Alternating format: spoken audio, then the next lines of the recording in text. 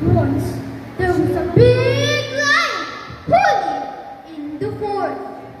All the other animals were afraid of him. So big! So scary! Every day, the lion went through the forest to hunt for food.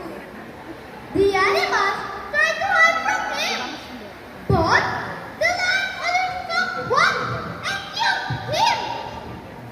The forest was not a safe place. At last, the wolf thought of calling all the animals to a meeting. Oh! It is good that everyone is present. We are here because we have a big problem. Our lives are in danger. Oh! Danger! Danger! Oh no!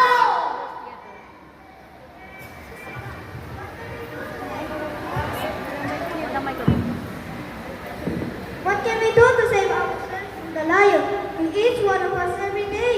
Soon, all of us will die. No, this can't be. We have to save our lives. The lion is fierce. He has no human one.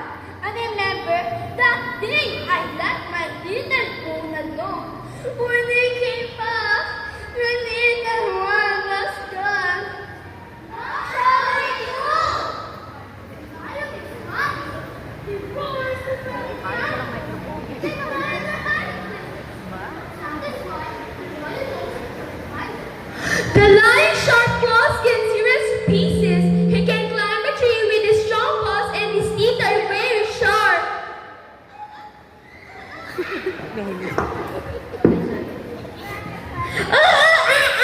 Everyone is afraid of the lion. He's only one. We are ready.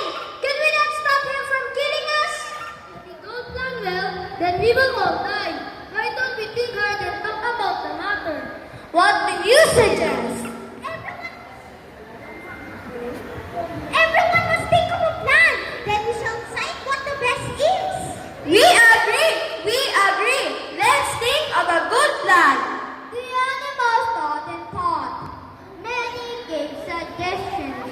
Finally, they chose the rabbit plan as they thought it was the best. That night, the animals went to see the lion. As they came near him, they heard him growl. Someone had to turn back. But when they saw how brave the rabbit was, they went on. What do you want? King Lion, we have come to tell you something that will help you. What is it?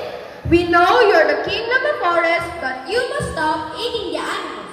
You have killed many. Those you have not killed are afraid to stay in the forest. Soon, there will be no animals left. We are afraid of you. We beg you. What shall I eat? I must have something to eat. We will take care of that. Each day we will choose one animal for you to eat. It will come to your cave so that you will not have to hunt for food. Ha ha ha! That is a good plan. Let's try.